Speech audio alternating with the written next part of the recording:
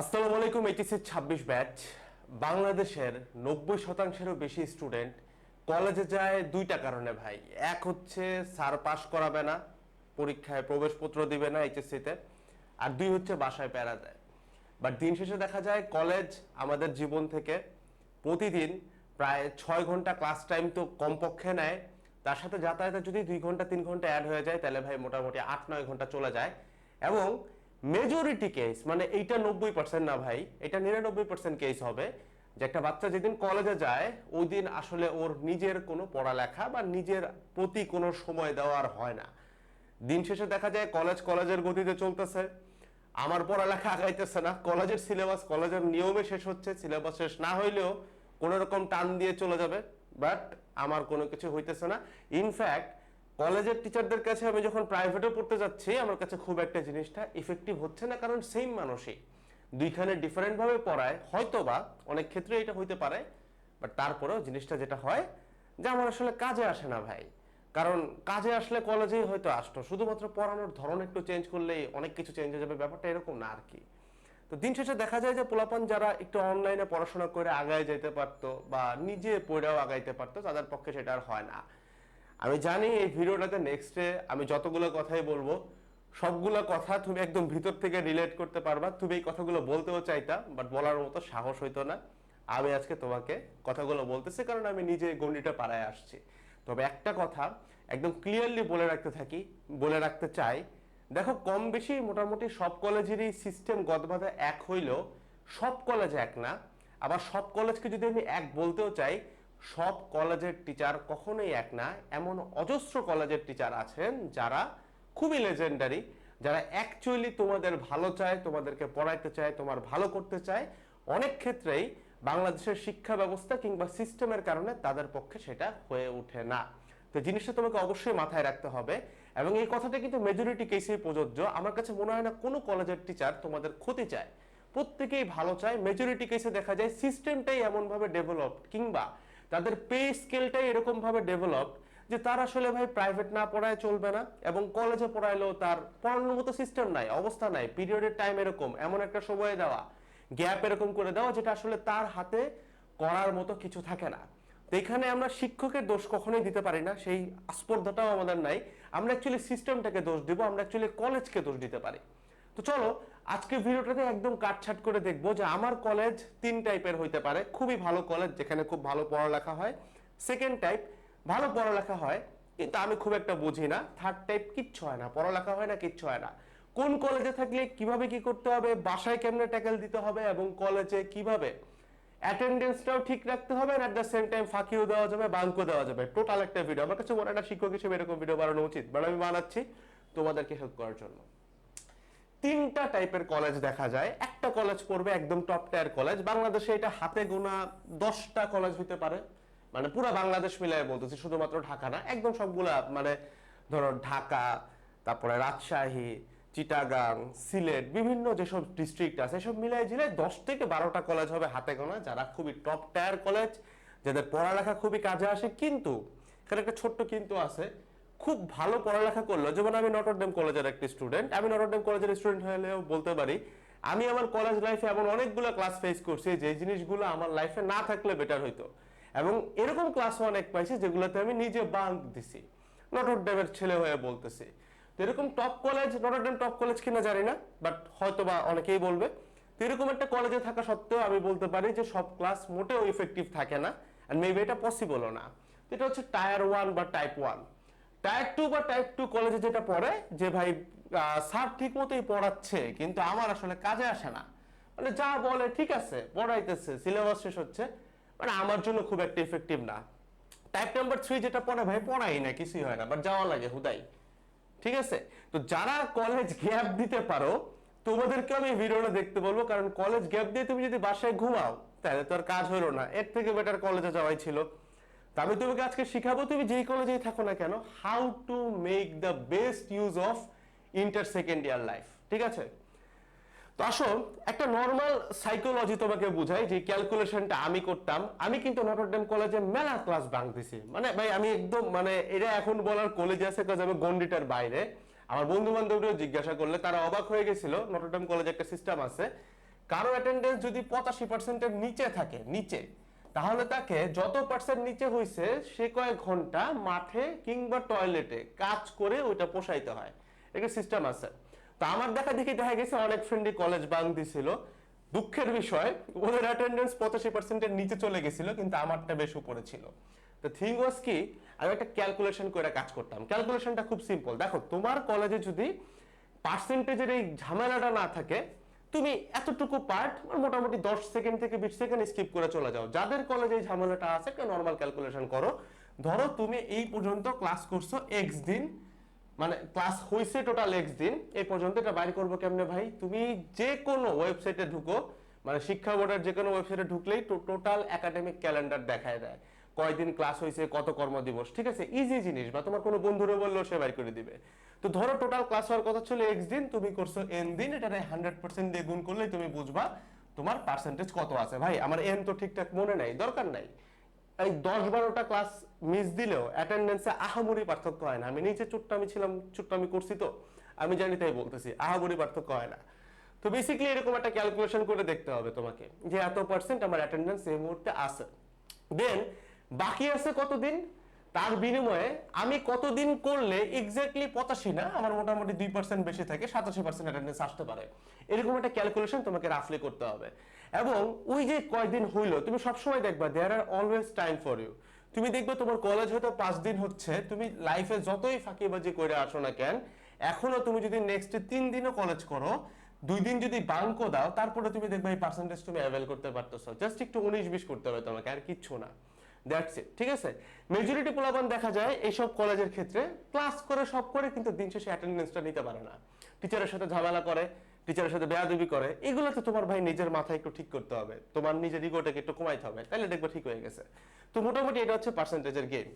তো ধরো আমার কাছে ভাই পার্সেন্টেজ নাই, ওই ক্ষেত্রে আমার কি করা উচিত? আমার কাছে মনে হয় যদি পার্সেন্টেজ ওপেনও না থাকে, তারপরেও সব কলেজে কিছু না কিছু একটা পার্সেন্টেজ দিয়ে জিনিসপত্রটা জাজ করে।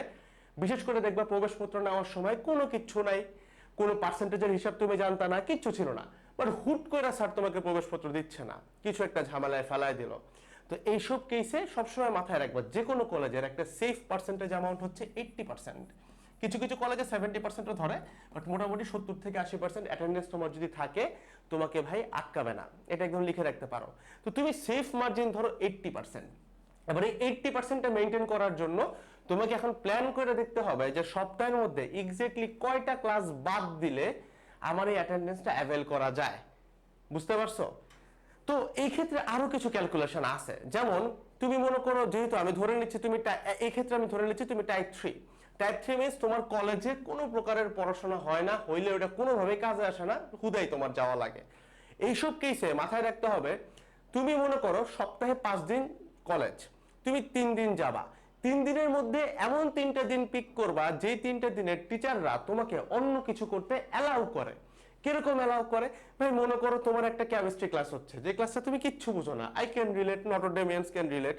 তো এমন একটা ক্লাসই পিক করো, এমন একটা দিনই কলেজে যাও যে টিচারটা তোমাকে অ্যাটেন্ডেন্সও দিবে, and at the same time ওই ক্লাসে বসে তুমি পিছনের টেবিলে বসে চাইলেই বাংলা পড়তে পারো, ইংলিশ পড়তে পারো, আইসিটি পড়তে পারো, কারণ ইবিআই তোমার পড়া হয় না এটা।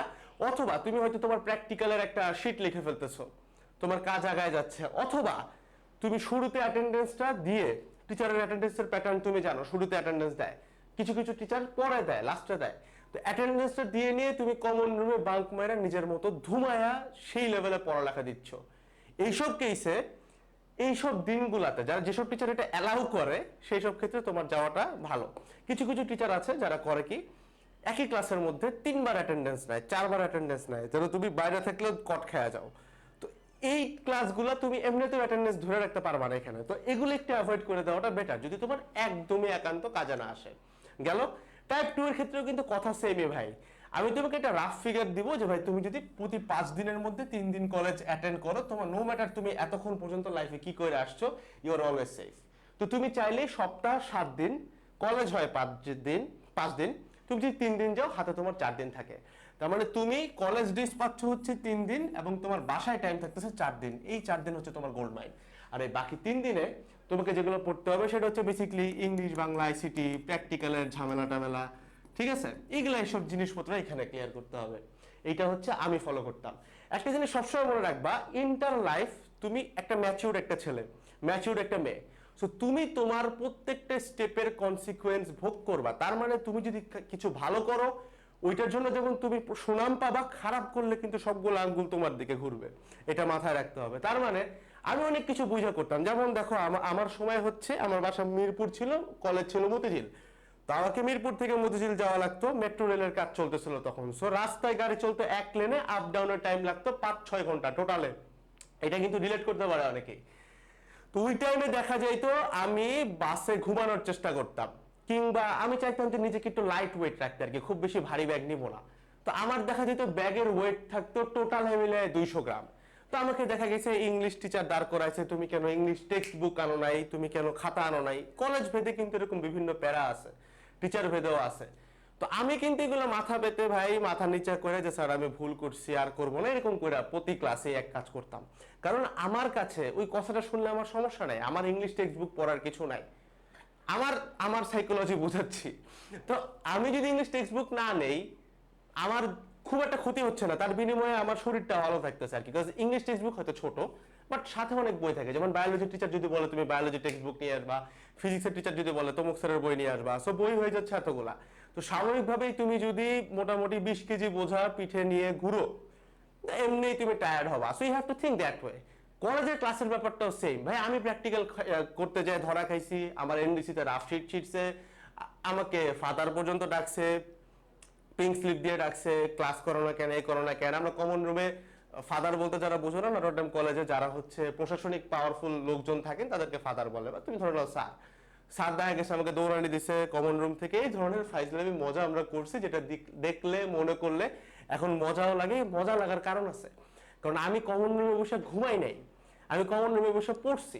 কমন রুমে বসে যেদিন আমি ঘুমাইছি ওই দিন আমার ঘুমটা দরকার ছিল, কারণ বাসায় যায় পরের দিনে একটা কুইজ আছে, মানে সাপ্তাহিক পরীক্ষা, ওইটার পড়ালেখা করতে হবে, এই জন্য আমি কমন রুমে ঘুমাইছি। So I did everything purposefully. এটা আমি আমার নিজেকে ঠকাই না, যদি নিজেকে ঠকাইতাম তাহলে আজকে ক্যামেরার সামনে এসে কথাগুলো বলতে পারতাম না, আমি মজা পাইতাম না, বরং ভাবলে আরো আফসোস হইতো। সো তুমি যেই ডিসিশনটাই নিচ্ছ, যাই করতেছো না কেন, you have to make sure যে তোমার যেন ভাই পরবর্তীতে আফসোস না হয়, ঠিক আছে? এবার আসো ভাই, আমার বাসায় তো মানে না, বাসায় কি করব, বাসায় কি বলবো?